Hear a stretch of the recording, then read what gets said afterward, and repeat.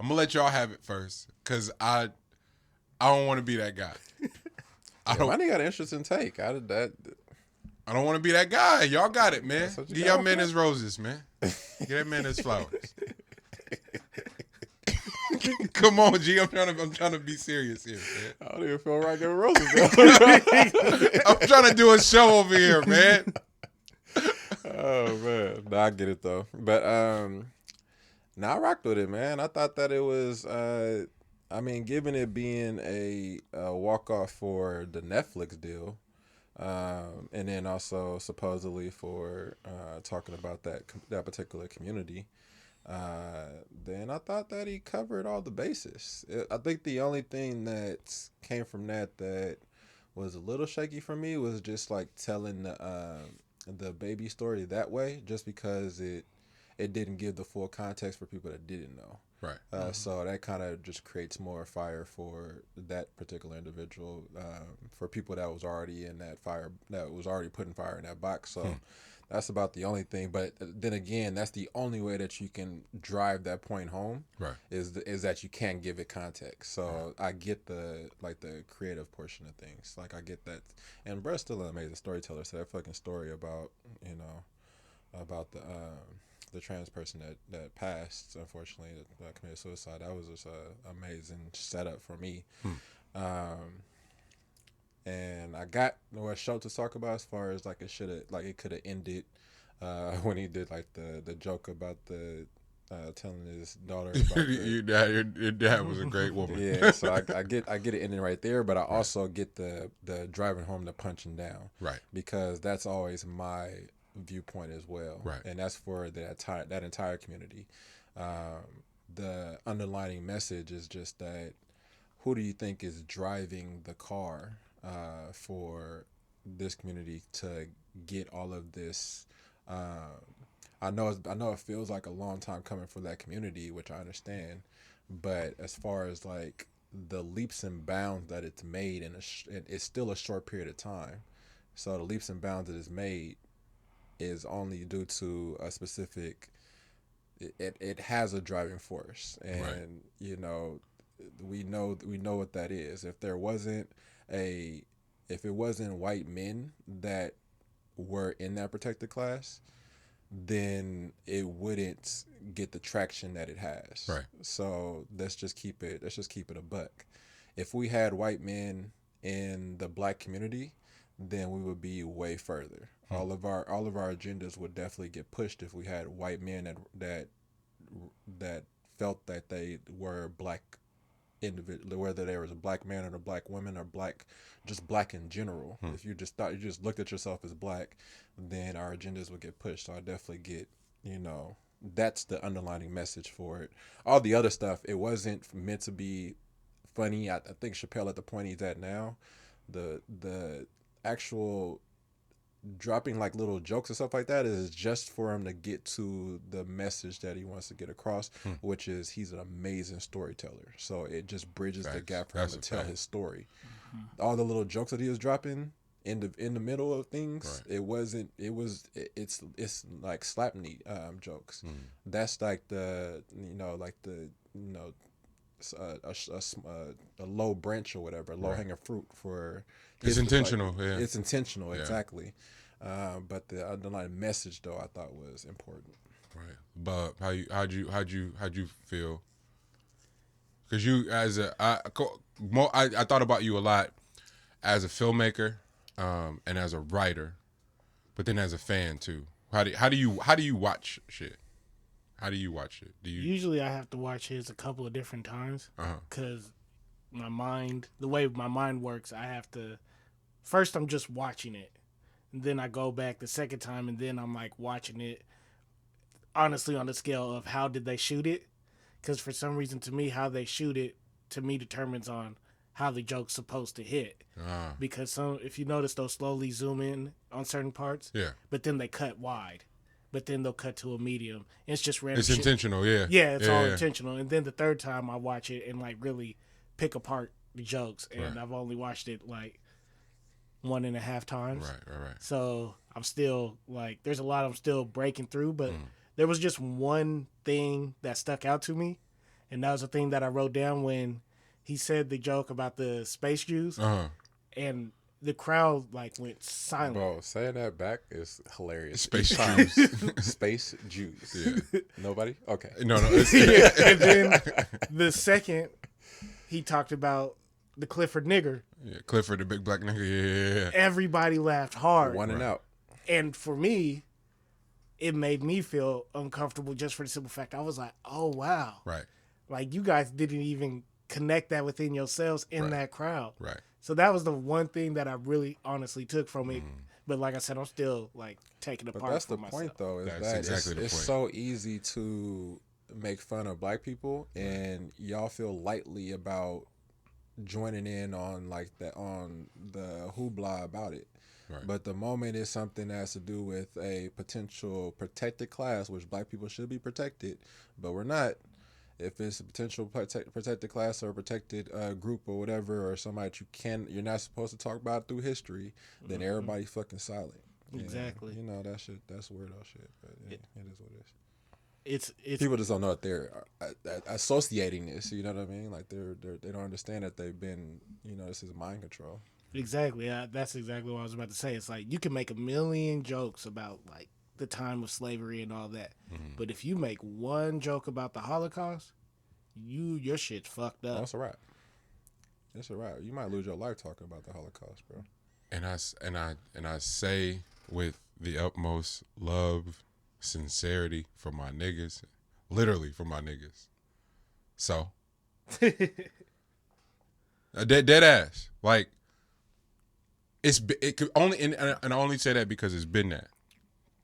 So when Dave is Dave, and is giving us the Chappelle show, and is giving us these plethora of extraordinary stand-ups, and your walk-off,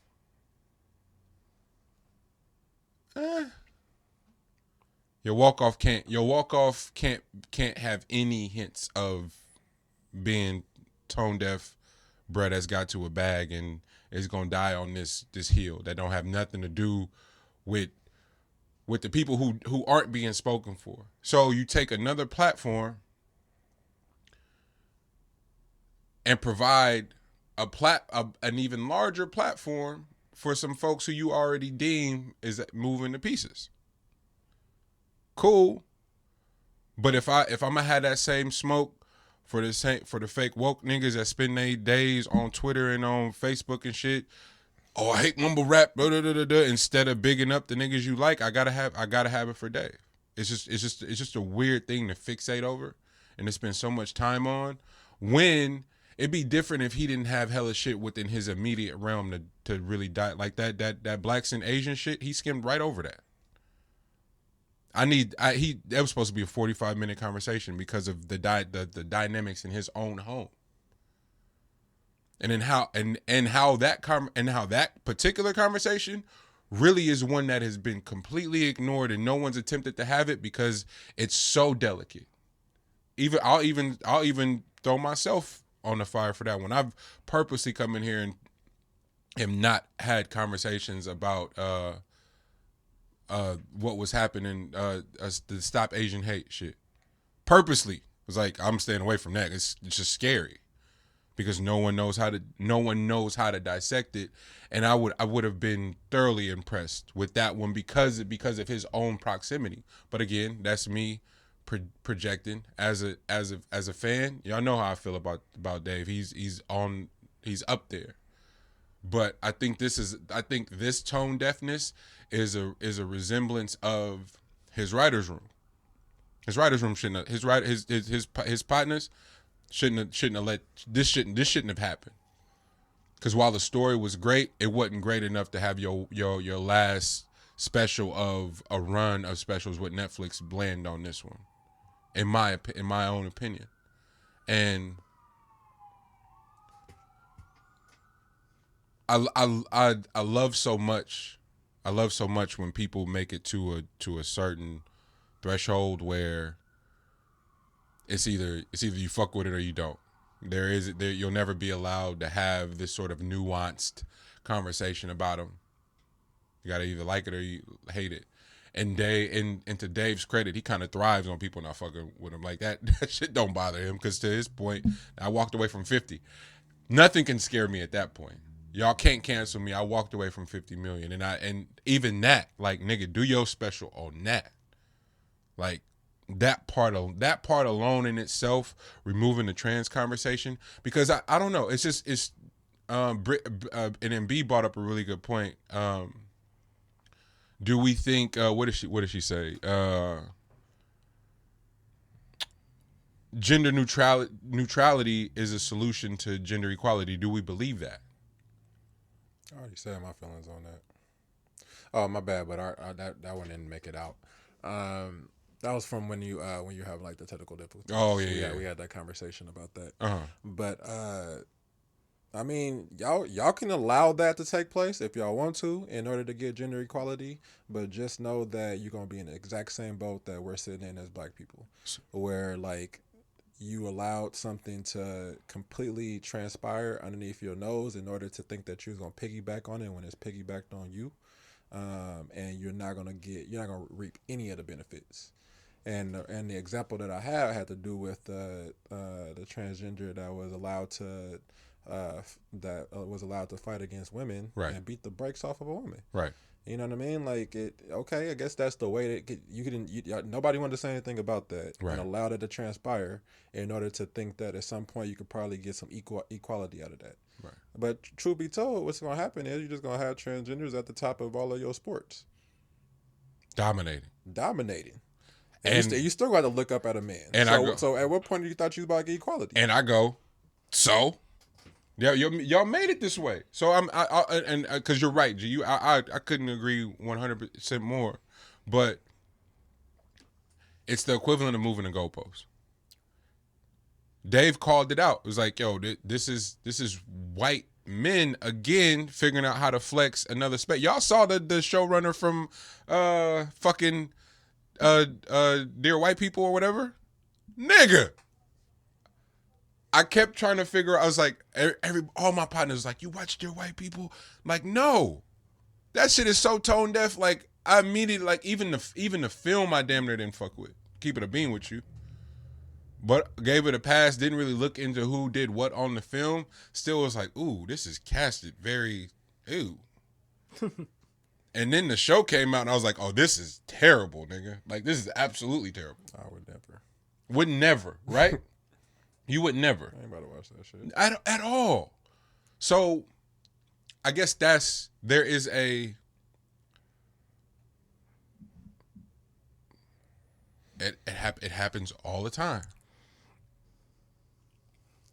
Companies, hey man, we got black people on our staff, but for whatever reason, they can't offer us that cultural equity that we need. So can you come in and do your thing, money? I'm like, I'm good. It's just nasty. And then you show up, and those few black people that are on the staff they're pressed because they've been the only ones in there. And so they pandering and having these weird ass conversations that don't have nothing to do with what's going on if you outside for real. At all.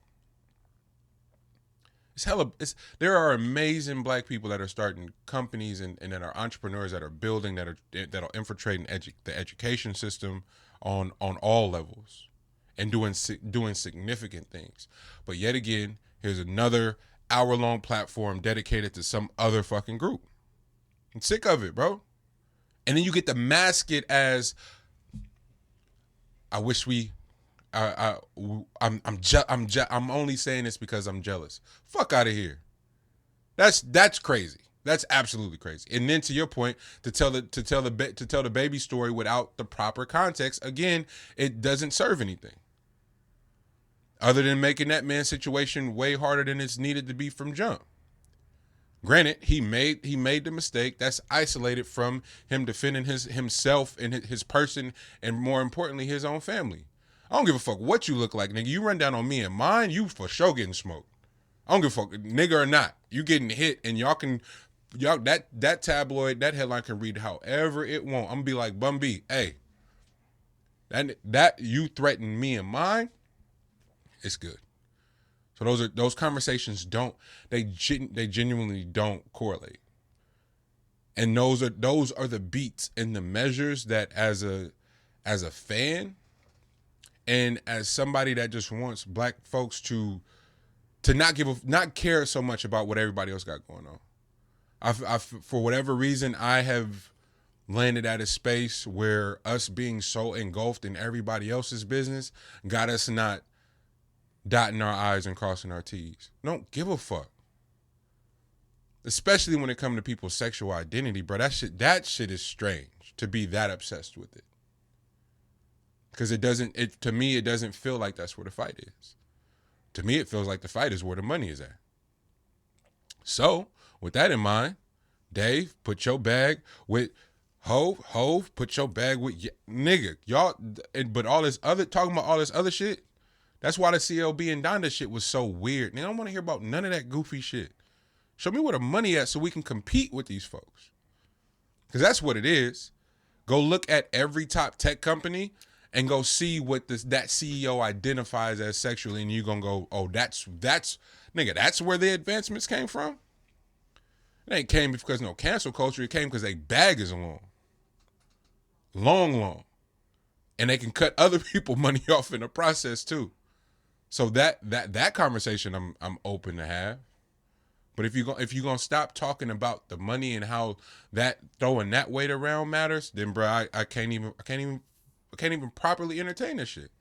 Cause you still stop in the fucking yard short of the end zone. You right there.